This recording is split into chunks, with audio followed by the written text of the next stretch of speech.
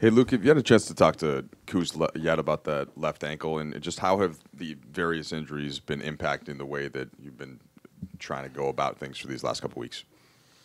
I have not talked to him other than on the, he's in getting X-rays right now. He came up to me. I was getting ready to take him out because I saw him limping in the third, and I forget if I called the time. A timeout happened, and I had someone coming in for him. And as he walked by me, he's like, "Coach, you got to get me out."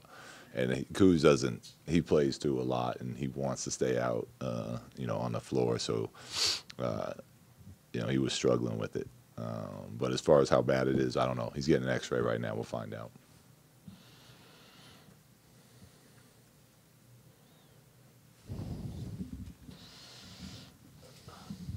Luke, did you end up?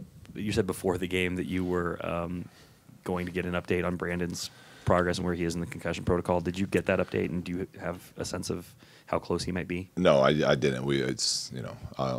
He was in the building today, but I went and talked to him for a while. As far as the details of it, I was prepping for our game tonight, so I knew he wasn't playing, so as far as what part of that stage is, I'll find that out tomorrow.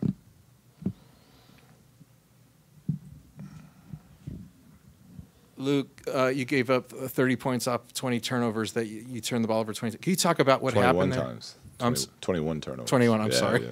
Yeah. Can you talk about that? What happened there? Was it sloppiness? Was it their defense? What was it? A little bit of everything. Our guy, they're a good defensive team, and they're big, they're strong, they're physical, and our guys gave. I felt like we gave into fatigue a little bit, which is never okay, except for the fact we got guys on our team who've played in 4 straight games, going back to G League, NBA, G League, NBA. Kuz goes down. Our guys are tired, but the way that they get after it defensively, if you're not strong with the ball, then you're not being the aggressor like we were. We did a nice job of it in the first half, but even then we had too many turnovers. They're going to make you pay, and you're not going to. They got 100 shots up tonight. We got 79 because of turnovers and offensive rebounds. So we talked about it after the game. It's something that we're going to have to continue to work on if we want to consistently be a good team. We got to get our turnover numbers down. Hey, Coach, can you talk about Brook Lopez and getting the first 15 points of the game for the game? Oh, he was going good. Yeah. He was. He had a nice rhythm going for himself.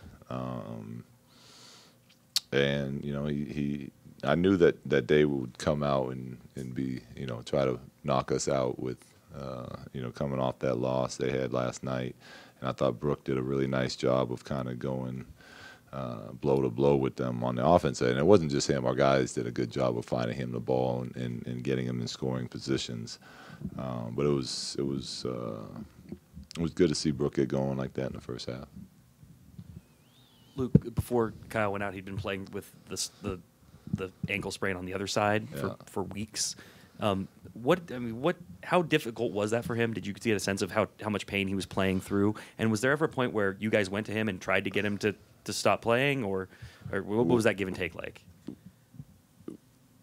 Over the last few weeks, you're saying? Was it? Yeah, he's to keep playing through the injury. Yeah. Well, I'm always open with our guys and with our training staff, and he's been very clear about the fact that he's playing, and he's by the way he has been playing, he's obviously proven that he's capable and able to play. And unfortunately tonight, I think he slipped when it happened. I haven't watched the replay yet, but he tweaked that other ankle. But he was, he wanted to play, and he showed through the training room and by the way he was playing that it was no concern of it. Randall's been so consistent over the last couple of months. What's impressed you the most about this stretch? Tonight was, I think, his 25th double-double.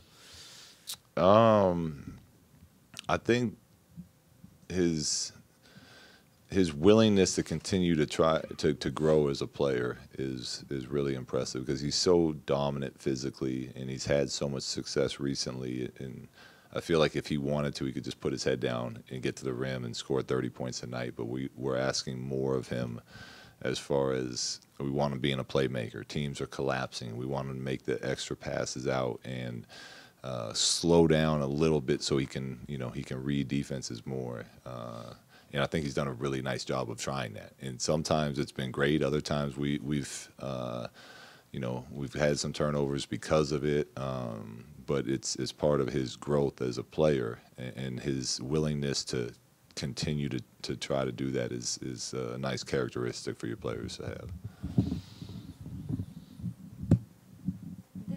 This is going to be a little bit off topic, but if you'll excuse that, have you enjoyed watching, your young guys, the rookies, even some of the younger non-rookies, how they've interacted with each other, and like the camaraderie that they already have?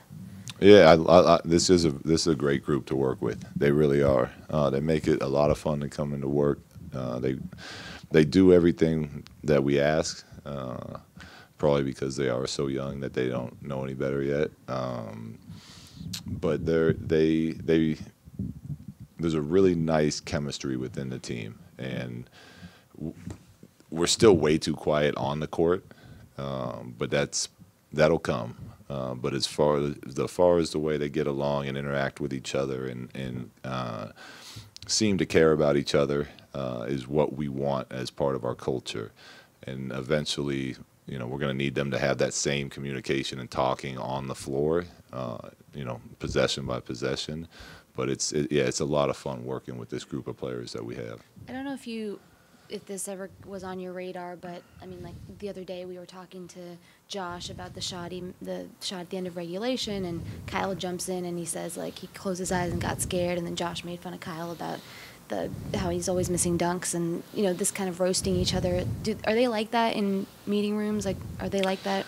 Yeah, they're like that all the time, which is what we want. It's part of the what makes playing a team sport so incredible is those bonds and those brotherhoods you form with your teammates, and that's part of it is jabbing each other, but also being there when one of your teammates needs you. And I think that's what this group, as we continue to move forward, is naturally that bond gets built because of struggle, because of losing 9 in a row and then figuring it out a way to win, then guys getting hurt and other guys stepping up, and buying into the same general goal that we have as a team. You can't help but build those type of bonds.